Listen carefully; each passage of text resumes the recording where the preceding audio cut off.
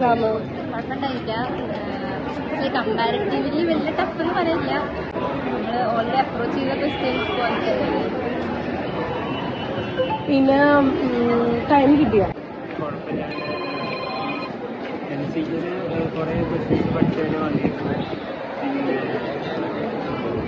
പിന്നെ നമ്മൾ കാര്യങ്ങൾ ഡീറ്റെയിൽസ് അറിഞ്ഞ് നമ്മുടെ കൈ കുറച്ചും കൂടി സ്പീഡിൽ ചെയ്യാൻ വേണ്ടി ശരിയാക്കും. അത് പിന്നെ പ്രാക്ടീസ് ചെയ്തു.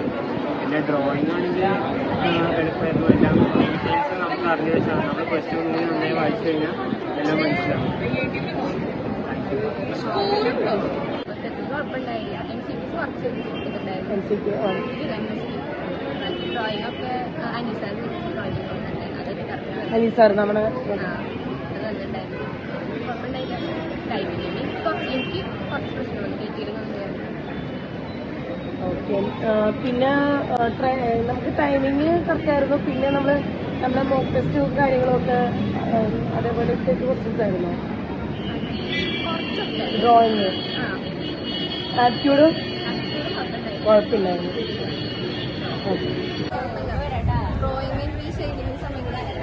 സമയം കിട്ടിയില്ലേ? കിട്ടിയില്ല. ഓക്കെ. ബാക്കി നോക്കുകയാണെങ്കിൽ ഔട്ട് സൈഡ് ക്വസ്റ്റ്യൻസ് ആയിരുന്നു കൂടുതലും.